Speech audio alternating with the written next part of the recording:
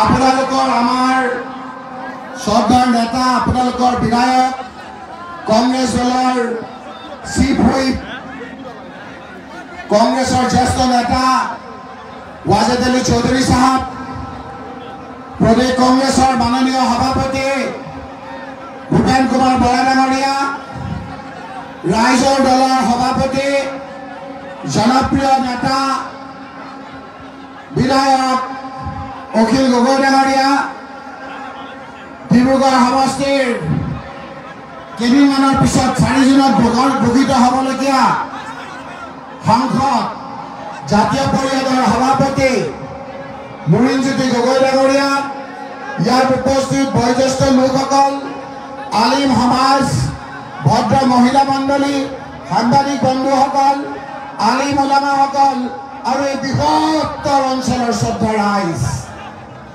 বীৰ সিং জুৰুৱা মই কেইবাবাৰো আহিছোঁ কিন্তু এইবাৰৰ নিচিনা আপোনালোকৰ মৰম আশীৰ্বাদ দোৱা আমি কেতিয়াও পোৱা নাই ইমান গৰমত আপোনালোকে ঘৰৰ কাম কাজ কাটি কৰি থৈ মহিলাসকলে ইয়ালৈ আহিছে বয়োজ্যেষ্ঠ লোকসকল ইয়ালৈ আহিছে আপোনালোক সকলো ইয়াত উপস্থিত হৈছে এক জনসমুদ্ৰত পৰিণত কৰিছে তাৰ বাবে কংগ্ৰেছ দলৰ ফালৰ পৰা মই পাৰ্টি হিচাপে আপোনালোকক ধন্যবাদ কৃতজ্ঞতা আৰু শুক্ৰিয়া জনাইছোঁ 7 তাৰিখে বদৰুদ্দিন আজমল ডাঙৰীয়াৰ বিৰুদ্ধে ভোট দিয়ক কংগ্ৰেছ পাৰ্টি ৰকিবুল হুছেইনৰ ভোট দিয়ক আপোনালোকৰ ভয় নাইকিয়া হৈ যাব এই হিমন্ত বিশ্ব শৰ্মাৰ কাৰণে আমি ভয় কৰি থাকোঁ এই বীৰ সিং জুৰুৱা আমাৰ মানুহবিলাকে কৰ্মৰ কাৰণে গুৱাহাটীত যায় ৱাজেদ আলী চৌধুৰী আমি ক'লে হাহাকাৰ কৰি থাকোঁ কোন মানুহক কেতিয়া জেলত লৈ যায় কোনো ঠিক নাই এই বীৰ সিং জুৰুৱাৰ যিবিলাক আমাৰ ৰাজমিস্ত্ৰী আছে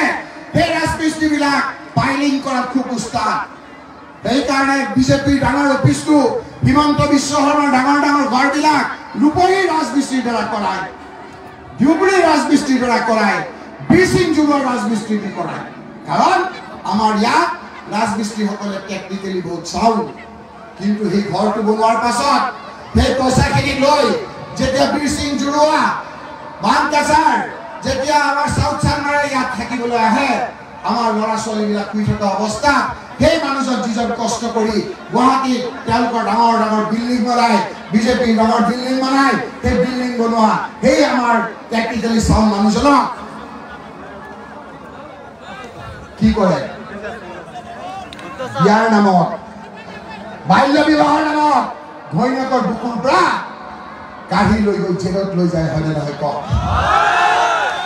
আমাৰ ডেকা ল'ৰাবিলাকক ঘৰৰ পৰা ওলাই লৈ যায় মাক বাপেকে ভাবে যে ৰাতিপুৱা থানা লৈ যাম পিছত দেখে ৰাস্তাত এজন ল'ৰা পৰি আছে পুলিচ হিমন্ত বিশ্ব শৰ্মাৰ পুলিচে গুলি কৰি থৈ মাৰি থৈ যায় গৈ ৰাইজ এনেকুৱা বহুত নদী আছে আমাৰ ল'ৰা ছোৱালীবিলাক শুই থকা অৱস্থাত মাক বাপেকে দুখীয়া মানুহ শুই আছে গুৰুম শব্দ শুনিছে পিছত দেখিছে হিমন্ত বিশ্ব শৰ্মাৰ পুলিচে হাতীৰে আৰু বুলডেজাৰে ঘৰবিলাক ভাঙি দিয়ে ৰাইজ হয় নহয় এই যে ভয় ভাৱটো মোক বহুতে কৈছে যে ইয়াৰ সমস্যা নাইকিয়া কৰিব লাগে ইয়াৰ সমস্যা মই জানো ইয়াৰ প্ৰধান সমস্যা নদী ভাঙা সমস্যা ইয়াৰ সমস্যা আমাৰ গৰাখহনীয়া সমস্যা বানপানীলৈ আমি ইমান ভয় নকৰোঁ বানপানী আহিব আৰু যাব কিন্তু গৰাখহনীয়াই আমাৰ মাটি বাৰী সকলো লৈ যায় সেই সমস্যা সমাধানৰ ক্ষেত্ৰত আমি ৱাজেদ আলী চৌধুৰীৰ লগত দিনে নিশাই কাম কৰিম ৰাইজ এই সমস্যা দিল্লীৰ পৰা আমি আপোনালোকৰ এই সমস্যা সমাধান কৰিম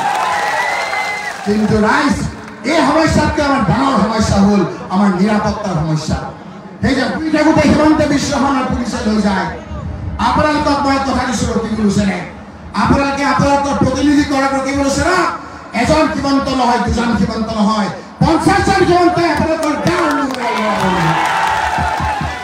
আপোনালোকৰ বিপদৰ সময়ত সন্মুখত থাকি ৱালৰ নিচিনা খানা হৈ থাকিম এজন মানুহক এটা হাত দিবলৈ মই নিদিওঁ মই কথা দিছোঁ সেইকাৰণে ৰাইজ এই ভোটটো বহুত গুৰুত্বপূৰ্ণ এই ভোটটো যদি আপোনালোকে গলত জেগাত দি দিয়ে গোটেই জীৱনটো থাকিব লাগিব ল'ৰা ছোৱালীৰ ভৱিষ্যত নাইকিয়া হৈ যাব ভয়কে থাকিব লাগিব এইকাৰণে ৰাইজ আজি আপোনালোকক কৈছোঁ যে হিমন্ত বিশ্ব শৰ্মাক আঁতৰাবলৈ হ'লে আমি ইউডিএফটো নাইকিয়া কৰিব লাগিব যেতিয়ালৈকে ইউডিএফ থাকিব তেতিয়ালৈকে বিজেপি দিছপুৰত থাকিব ইউডিএফ নাইকিয়া কৰিবলৈ হ'লে দিছপুৰৰ পৰা বদৰুদ্দিন ৰাজবল ডাঙৰীয়াক নাইকিয়া কৰি হিমন্ত বিশ্বক নাইকিয়া কৰিবলৈ হ'লে ধুবুৰীৰ পৰা সাংসদ হিচাপে বদৰুদ্দিন ৰাজবল ডাঙৰীয়াক আমি পদচ্যুত কৰিব লাগিব। মনত ৰাখিব ৰাইজ, 7 তাৰিখে আপোনালোকক কোৱা নাই, কোনোবা যদি ক'ৰবাত এটা দুজন ইউডিএফ আছে, ইউডিএফ ভাইসকল আমাৰ লগত আহক। এইটো জীৱন মৰণৰ ভোট। এই ভোটটো আপোনালোকে বদৰুদ্দিন ৰাজবল ডাঙৰীয়াৰ বিপৰীতে দিয়ক। বদৰুদ্দিন ৰাজবল ডাঙৰীয়াক আপোনালোকে সাংসদ হিচাপে আঁতৰাই দিয়ক। 1 মাহৰ ভিতৰত দিছপুৰৰ পৰা হিমন্ত বিশ্ব আঁতৰাৰ দায়িত্ব আমি লৈছো নাই। হিমন্ত বিশ্ব শৰ্মা মুখ্যমন্ত্ৰী যেতিয়া আঁতৰিব আমি সকলোৱে সুখে শান্তিৰে থাকিব পাৰিম নে নোৱাৰিম ৰাইজ? এই সিদ্ধান্ত আপোনালোকৰ। আপোনালোকে 7 তাৰিখে আপোনালোকে নিৰ্বাচন আপোনালোকে কৰিব। আমাৰ বিপদৰ সময়ত কোনোদিন আমাৰ লগত বদৰুদ্দিন ৰাজবল ডাঙৰীয়া নাই। NRCৰ সময়ত আছে আপোনালোকৰ লগত। আমাৰ যে মহিলাসকলৰ বিভিন্ন বিপদ আহিছিল, পঞ্চায়তৰ ছেক্ৰেটাৰী চাৰ্টিফিকেটৰ লগত আছিল আপোনালোকৰ লগত। আমি আছিলো। আমি দিল্লীলৈ গৈ কপিল সিবাল, সলমান খুৰছিদৰ দৰে ডাঙৰ ডাঙৰ উকিল ধৰিছিলো।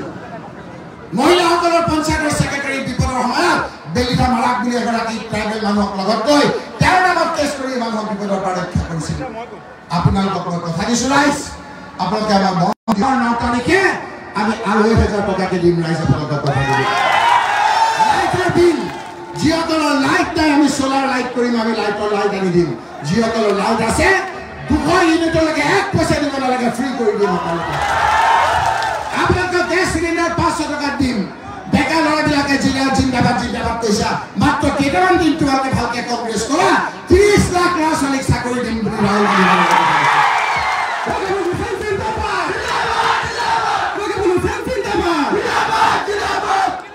সুন্দৰ পৰিৱেশত সকলোৱে আমি হাঁহি মুখে থাকিম। সিদ্ধান্ত আপোনালোকৰ। অহা 7 তাৰিখে আপোনালোকে দলে বলে গৈ আপোনালোকে হাতৰ চিনত ভোট বিজয়যুক্ত কৰিব বুলি আশা ৰাখি মোৰ বক্তব্য ইমানতে শেষ কৰিছো। ধন্যবাদ। জয় অসম।